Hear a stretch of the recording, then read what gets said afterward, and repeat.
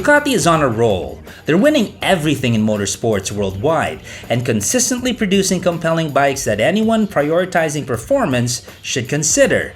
The launch of the Panigale V4 in Misano, Italy from last year is still fresh in my mind. And now they've introduced the all-new Generation 3 Multistrada V2 for us to try out.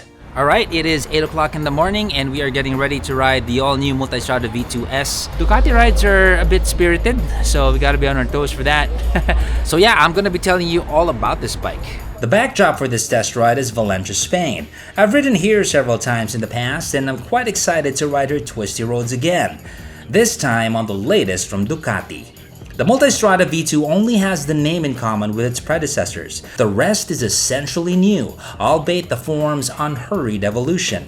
The familiar Multistrada shape has remained more or less consistent since 2017. One of the biggest differences we have is the brand new variable valve timing V twin engine, which is also found in the Panigale V2 and the Street Fighter V2, now featured in the 2025 Multistrada.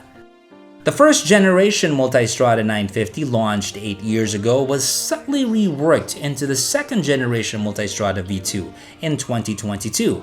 Now, these two models share more in common than the second generation does with the new third generation. One of the significant improvements is its weight. The bike is much lighter thanks to a redesigned aluminum frame and the new engine. It's now lighter by 18 kilos. Can you imagine that? That is a substantial reduction. Imagine unloading all the packed gear from your panniers for a long ride. That's a drastic improvement right there in terms of handling and efficiency. The third generation Multistrada V2 is also now more accessible to riders height-wise. They now have a high seat at plus 20 mm, a low seat at minus 20 mm, and a lowered suspension pack at minus 20 mm. So no excuses. Additionally, it's got longer service intervals and a 4-year warranty. Clearly, one of the best deals that display confidence from any manufacturer. However, one area for potential improvement could be a bolder step in design. Now don't get me wrong, the Multistrada shape works well and still appeals to me.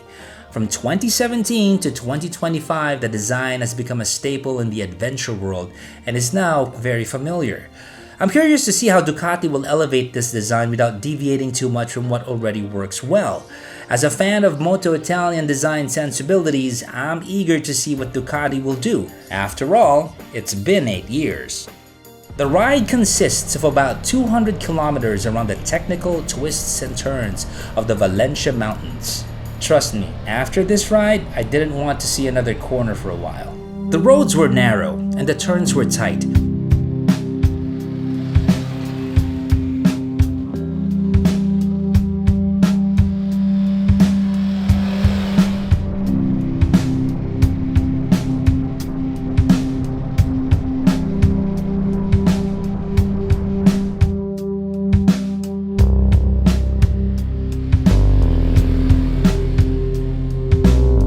Ducati certainly knows how to host media test ride events, which proves they understand their customers. Every test ride I have attended with Ducati has been spirited and never boring.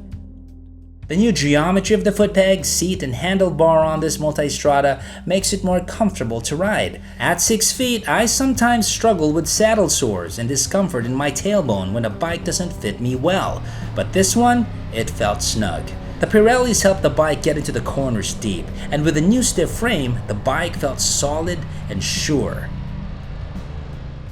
Alright, we are in Valencia, Spain to ride the all-new Ducati Multistrada V2S. Actually, it's been a fun ride.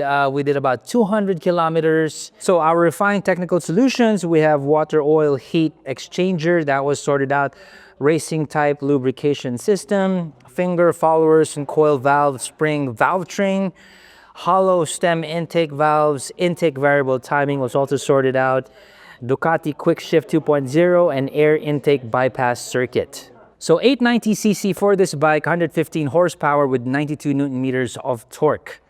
So it's got a lot of oomph, this bike. So you have a combination of comfort and performance. It is fully adjustable. The suspension on the standard version, you have the Ducati Skyhook suspension on the S version, the semi-active suspension, independent suspension modes, dynamic off-road, comfort, low grip, And I also have the minimum preload. You can lower the seat by pressing a button. For our wheels, 19 inches out in the front, 17 at the rear. We slapped Pirelli Scorpion Trail 2 tires with this one. Brembo braking system, of course. 320mm front brake discs, 265mm rear brake discs. Spoke wheels is available as an accessory, so I would prefer that. They just up the game with the off-road bit if it has spoked wheels, right? And I kind of think it looks better with spoked wheels.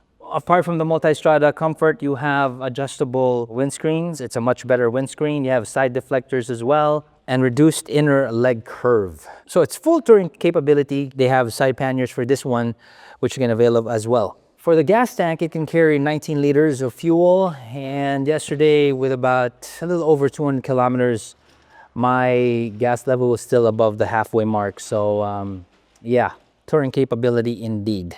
We have a complete electronic package, 5-inch TFT display, which is great. For the riding modes, we have Sport, Touring, Urban, Enduro, and Wet. So for any riding condition, there's a power mode there for you. Electronic equipment, Ducati Quick Shift 2.0, cruise control. You have a Ducati brake light Evo. You have a USB-A socket on the cockpit, coming home functionality, and Ducati multimedia system as well. My experience with it, it's very flickable, power is there, but compared to the older Multistrada V2s, it's just smoother, it's just more refined, it's lighter, it's better handling. Whereas the previous bikes were like, rah, rah, rah, you know, typical Ducati. This one is very, the word is really refined. For me, that is a step towards improvement in the engine. So Ducati, they're just never gonna stop improving, just gonna get better, better, and better. Out of the 5 modes, I stuck it out in touring mode most of the ride, and its safety protocols did get me out of hairy situations when I got too aggressive with a corner. Oh yes, thank you technology. When the bike felt a slip on the rear wheel in a corner, the rider aid simply kicked in and the bike sorted itself immediately. One just needed to throttle away out of the corner. From what I recall of the last 2 Multistradas, the engine is definitely more refined now. While the previous models had a loud roar, like all the time, this one emits like a menacing snarl.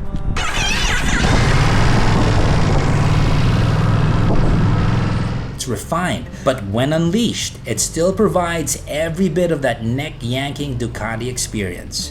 The new Multistrada can be described as a refined brute. That said, some die-hard fans of the Desmo valve system may feel nostalgic as Ducati moves forward and leaves it behind. It's time to shed that tear and embrace the new. That's the spirit of Ducati. They will always innovate and strive to improve with technology. Currently, the Multistrada has 2 variants, the standard in Ducati Red and the S version available in Ducati Red and Storm Green. Your local Ducati dealer will keep you informed about the current SRP. What I appreciate about Ducati is their willingness to step out of their comfort zone. It's easy to stick with what works, right? But that approach leads to stagnation. If they can enhance their bikes, they will do so, regardless of how long a previous design has been successful. They've started to let go of the steel trellis frames and the Desmodromic valve system, which many perceive as core to the Ducati identity. These have been staples for decades, but that's the nature of the brand. Ducati will always aim for the better.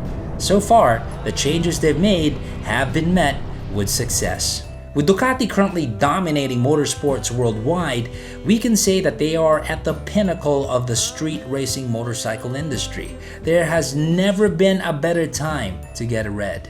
This is it. Forza Ducati!